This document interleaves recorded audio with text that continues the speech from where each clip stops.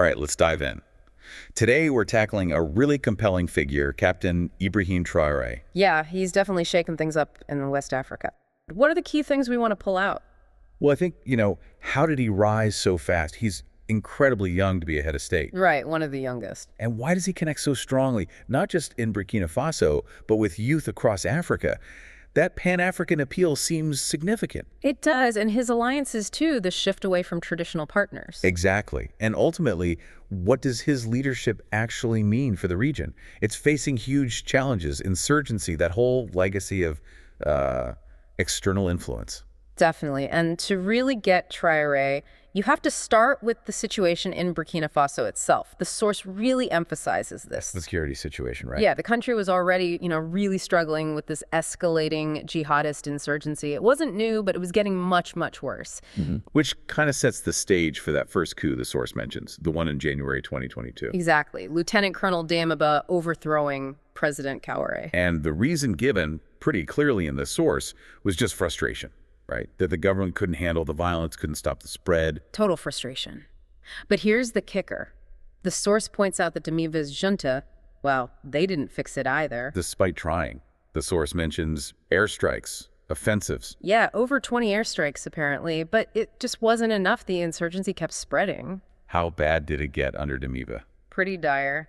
By September 2022, so just, 8 months later, the source says something like half the country was reportedly controlled by jihadists. Half the country? Yeah. ISIS Sahel, Al-Qaeda affiliates, they were gaining serious ground. That failure, that massive failure, is the backdrop for Traoré. Okay, so let's talk about him. Ibrahim Traoré, born 1988, joined the military in 2009. What does the source say about his background before the coup? What seems really key, according to the source, is his actual combat experience. He wasn't some officer stuck behind a desk. He was on the front lines. Yeah, deployed up north, leading counterterrorism stuff, gained a reputation for being disciplined, tactically skilled. And he'd seen the broader picture, too. Yeah. The source mentioned Mali. Right, he served in the UN peacekeeping force there, so he saw firsthand how this Islamist militancy was just exploding across the Sahel. He knew the threat intimately. So that direct experience, that must have fueled the second coup. That's exactly what the source suggests. The continued failure under Damiba was the trigger.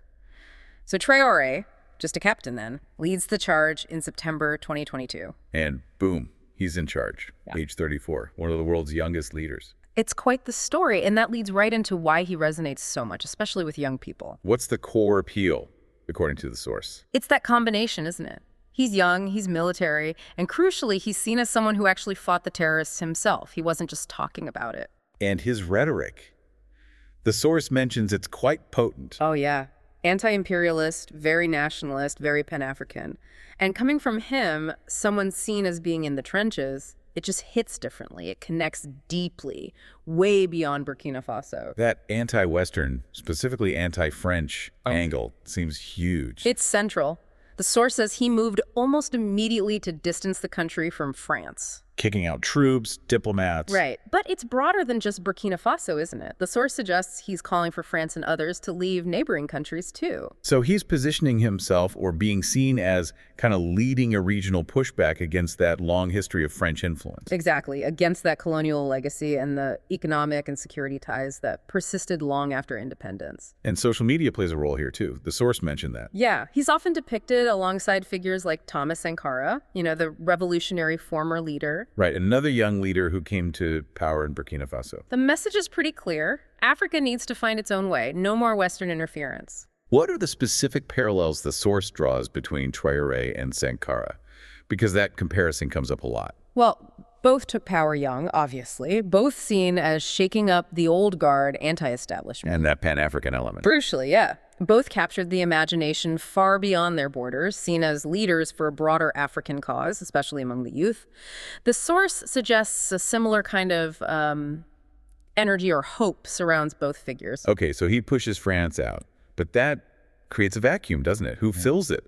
The source is pretty clear on this. Russia. Absolutely. The source details how Traore's government welcomed Russian military advisors and the Wagner Group. The controversial Wagner Group. The very same. And it's not passive. He's actively building those ties, attended a Russia-Africa summit, went to a WWII commemoration in Russia. The source says the Russians have been wooing him. And this isn't just about Burkina Faso, is it? The source talks regional impact. Yeah, it suggests this could be part of a bigger shift, maybe tilting the whole Sahel region towards Russia. It even mentions a kind of larger mood in the Sahel being, pro-Russia. Okay, but we need to balance this, right? The alliances, the rhetoric. What about the actual situation on the ground? Does the source say things are improving? That's the critical part. The source is quite blunt. Despite Traore's background, despite crackdowns on terror financing, the security problems are still immense. The region is incredibly dangerous. Is there a recent example in the source? A very stark one, unfortunately. It reports that JNIM, an al-Qaeda affiliate, killed up to 200 people, soldiers and civilians, in Djibo, northern Burkina Faso. That was reportedly May 2025, so very recent. 200 people, that's horrific. So the violence continues despite the change in leadership and alliances? It does, and interestingly, the source mentions an expert, Rajad Berry, who questions the effectiveness of Wagner, too. Oh, really? What does Berry say? That Wagner apparently hasn't been very successful in stopping terrorism, that the militants are, in fact, still gaining ground. Is there evidence cited for that? Well, the source gives that example from Mali, where ISIS reportedly took over an airport and, posed for pictures with the presidential jet. It kind of underscores that even with Russian help, this is an incredibly tough fight. So security is still a massive issue. What about other problems? The source paints a grim picture there, too. Severe economic hardship, widespread insecurity disrupting daily life, trade, everything, and a huge humanitarian crisis affecting millions. These pressures haven't gone away. And internal stability.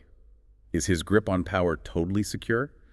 The source mentioned an attempted coup. Yeah, apparently back in April 2025, there was an attempted coup, shook things up. How did the government react? They claimed the people behind it were in Ivory Coast, next door, and loyalist troops shut it down pretty quickly, according to the report. And the outcome for Traore? This is interesting. The source suggests he actually came out of it looking, well, even stronger, consolidated his position, perhaps.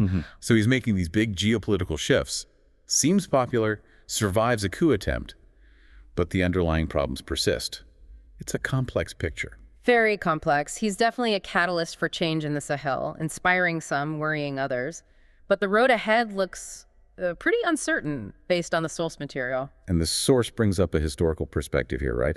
A kind of cautionary note. It does. It sort of implicitly raises the ghost of leaders who start out like Traore, immense popular backing, seen as visionaries, promising a break from the past. It mentions Muammar Gaddafi in Libya as an example. Gaddafi definitely started with revolutionary fervor and popularity. Right. But over time, as the source alludes, figures like him can consolidate power, drift towards authoritarianism.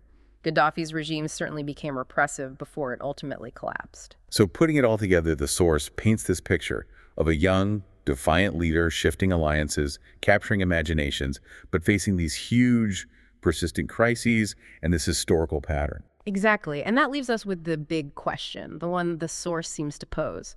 Can Traore break that cycle? Can he navigate these immense pressures without falling into that historical trap of revolutionary leaders becoming authoritarian? Or will history, just repeat itself? That's the multi-billion-dollar question, isn't it? And based on everything in the source, the answer is far from clear.